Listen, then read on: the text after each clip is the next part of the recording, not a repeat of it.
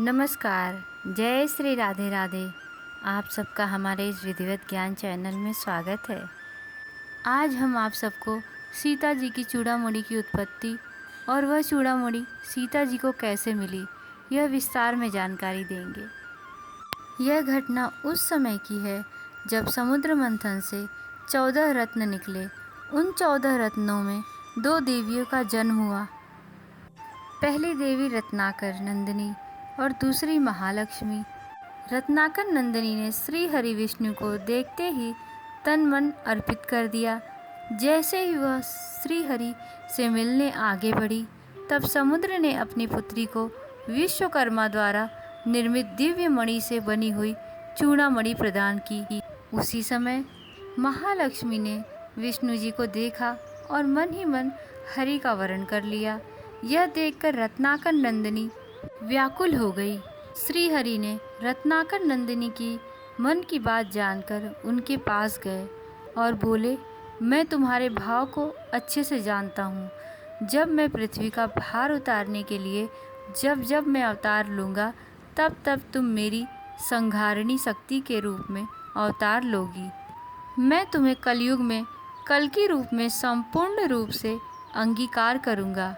अभी तुम त्रेता द्वापर में त्रिकुट पर्वत पर वैष्णवी नाम से अपने भक्तों की मनोकामना पूर्ण करते हुए तपस्या करो।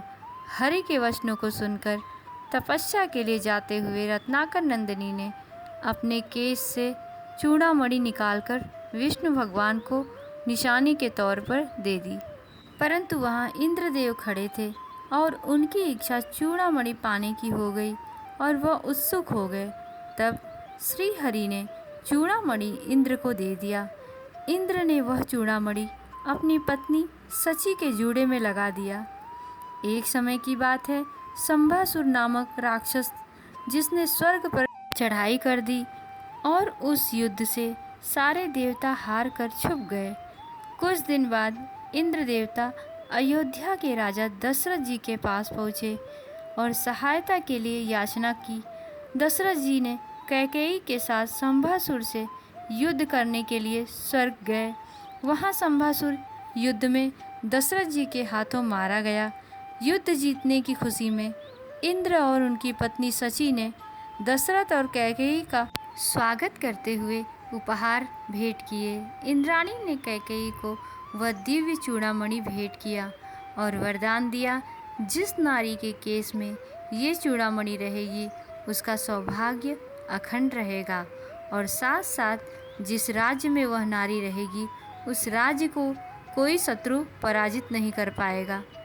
अयोध्या आकर रानी सुमित्रा के अद्भुत प्रेम को देखकर कैकेयी ने वह चूड़ामणि सुमित्रा को भेंट में दे दिया।